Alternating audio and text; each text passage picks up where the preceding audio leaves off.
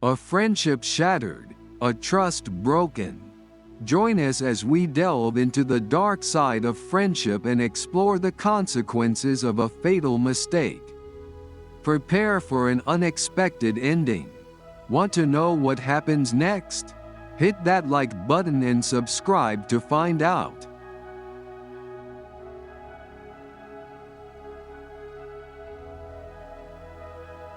My name is Ethan Carter, and I work at a bank in the small town of Willow Creek, somewhere in Maine. My story begins a few months ago, when my best friend, Sam Walker, and I were inseparable.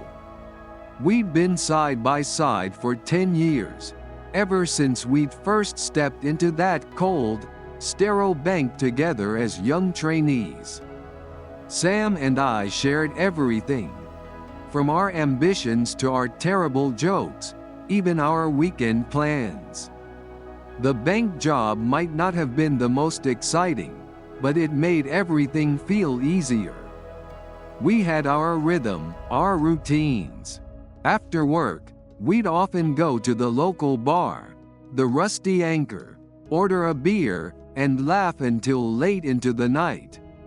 Sundays were reserved for fishing on Blackwater Lake, where we'd always have a bet on who could catch the biggest fish. Sam always won, even though I was convinced he was cheating.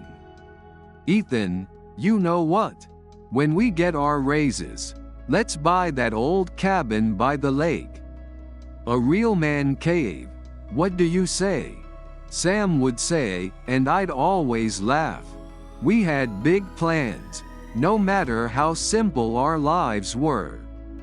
However, everything started to change the day I met Emily.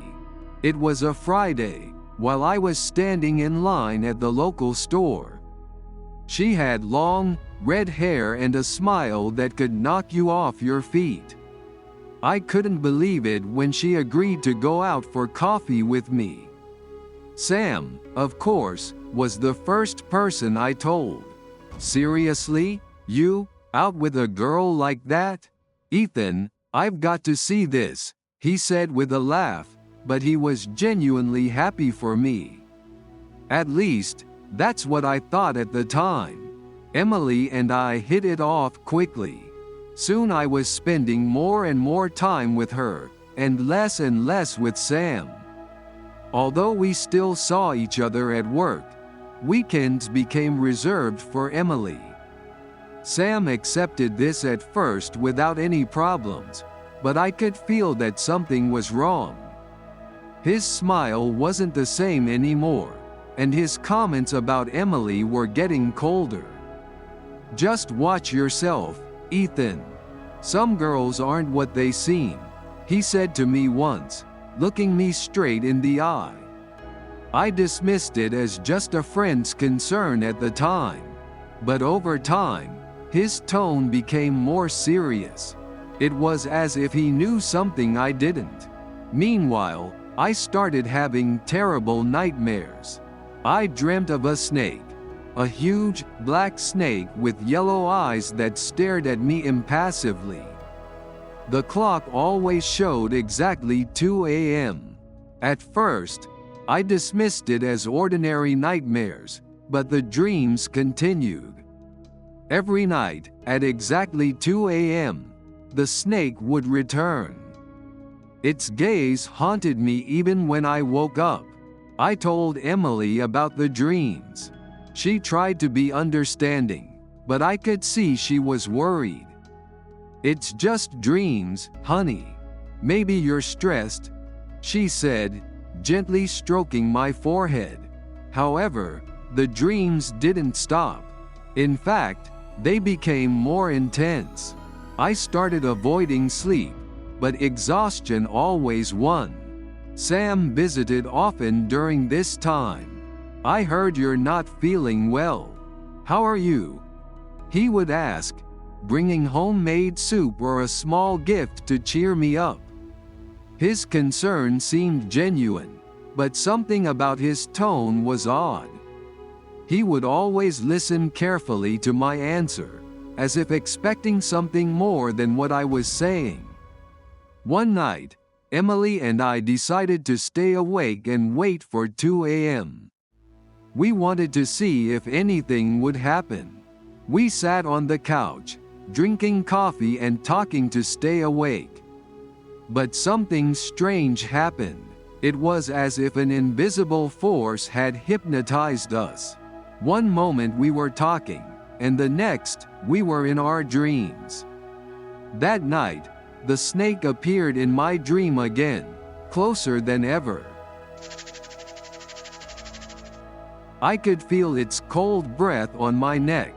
After that, I started feeling weakness in my chest, coughing, shortness of breath, pain in my lungs. The doctors couldn't find a cause. The illness progressed rapidly, leaving me exhausted and terrified. Emily was by my side. When the symptoms became unbearable, I decided to seek help from the most unusual place, an old witch doctor named Agatha who lived on the outskirts of town. She was known for her magical solutions and dark secrets. I told her everything, the dreams, the snake, the illness. She looked deep into my eyes and said something that chilled me. "You've been cursed, son. Someone wants to destroy you. But there is a cure. When someone asks you for a favor soon, you must refuse. No matter who it is. That person is the one who has done this to you." I was skeptical, but I had nothing to lose. A few days later, while I was resting at home, Sam came. His face was serious, but it also seemed a bit nervous. "Ethan, I need a favor. Can you lend me some money? I'll pay you back as soon as I can."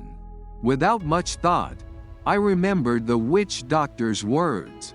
I looked him straight in the eye and said, "I'm sorry, Sam, but I can't help you." For a moment, he looked surprised, but soon he nodded and left without saying another word. That night, the snake didn't appear in my dream. For the first time in months, I slept peacefully. My health began to improve almost immediately. I was happy, but also confused. Could Sam really have done this to me? The truth came out a few days later. Sam came to my house, unable to bear the pressure anymore. "Ethan, I have to confess something," he said, avoiding my gaze. His voice was broken. "I was the one who cast the spell on you. I felt like the world was crashing down around me. Why, Sam? Why would you do this to me?" I asked, my voice filled with disbelief. "I was jealous," he admitted. "I felt abandoned because of Emily. You were the only person I could always count on, and then you left me behind." His words were like a knife to my heart. His envy and malice had almost destroyed me. I told him I never wanted to see him again. Emily and I moved on, but I always felt the cold trace of betrayal left by my former best friend.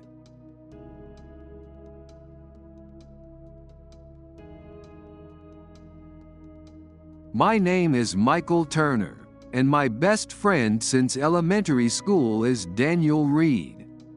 We grew up together in a small town in Indiana, and now we share an office at a law firm. Work can be exhausting, but Daniel and I always find a way to laugh and reminisce about the old days when we played basketball on the school team. Daniel has always been a little more popular, more charming, the kind of guy who can easily fit into any group. My girlfriend, Emily Carter, has brought a fresh perspective into my life. We've been together for over a year, and everything seems perfect. Emily is intelligent, witty, and incredibly beautiful. Daniel quickly became part of our circle. We often spent weekends together, went out to dinner, or simply hung out at my place watching movies. I was always happy that they got along so well. I felt lucky to have two of the closest people in my life who were also friends. However, something started to nag at me. At first, I dismissed these thoughts as the product of fatigue or insecurity. One Friday evening, after a long day at work, we all went out for drinks. Emily looked stunning in her red dress, and Daniel, as always, was full of stories and jokes that made us all laugh. But I noticed something strange. How often Emily looked down when Daniel was talking. How their smiles lingered a bit longer than usual. Then I remembered something that hadn't seemed important at the time. A few days earlier, I'd caught Emily laughing at something on her phone. When I asked her what was so funny, she just waved her hand and said, "Nothing important. Daniel sent me some stupid thing." I thought it was completely normal. Daniel often sends me messages too. But that evening, watching them together, I started to wonder if he was sending me the same messages as he was sending her. The next day, while Emily and I were making breakfast, she said she was going to stop by the store later to get some things for dinner. I didn't think much of it until a friend texted me saying he'd seen Emily downtown. I thought it was just a coincidence, but doubt began to creep into my mind. Was it possible that Emily was hiding something from me? I didn't want to believe it, but the small signs began to pile up, leaving me with a feeling that something was wrong. Somehow that evening, it worked out that Emily went to the bathroom and left her phone on the table. I couldn't resist taking a peek. After going through the messages on Emily's phone, I felt like the ground had been pulled out from under me. I still couldn't believe she could be involved with something like this with Daniel, my best friend, but the evidence was piling up, leaving me in a whirlwind of dark thoughts. I felt that something was deeply wrong, but I didn't know how to cope with it. Every little thing, every look, every smile, seemed like further proof that my world was built on lies. I knew I had to escape, to find something to free me. Rock climbing had always been my way of escaping reality. It always helped me to calm down, find balance, and forget all my worries. I grew up in this small town in Indiana, where the landscape was full of steep cliffs, but there was one that had always been a challenge for me: Devil's Cliff. Devil's Cliff was a rock formation a few miles outside of town, recognizable by its sharp peak that jutted out above the forest like a knife. Many legends were told about that cliff. The moment I leaned against the rock, the rope I was holding in my hand suddenly snapped.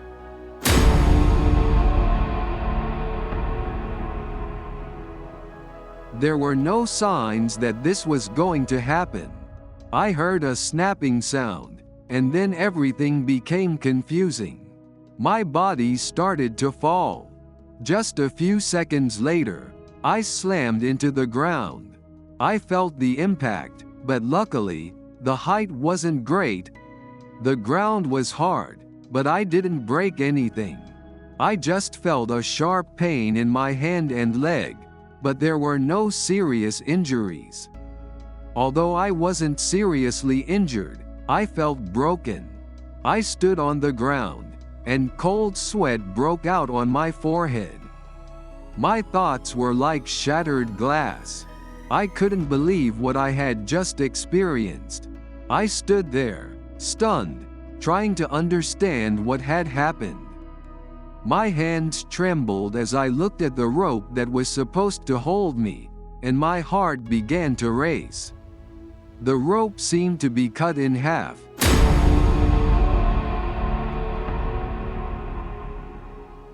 as if someone had intentionally wanted me to fall. Although it looked like an accident, I felt it couldn't have been just an ordinary mishap. I tried to understand what had actually happened, but no explanation made sense. I sat on the rock, feeling my world falling apart again.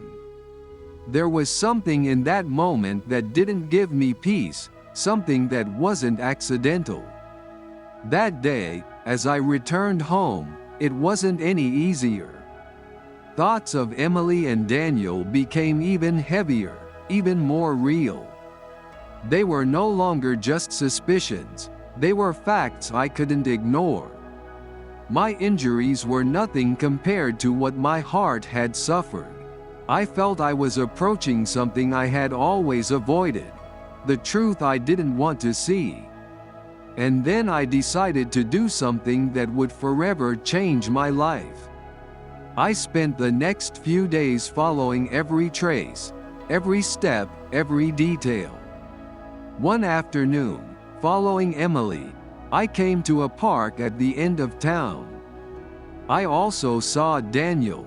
I watched them from a distance, hiding behind the trees. And then I saw it.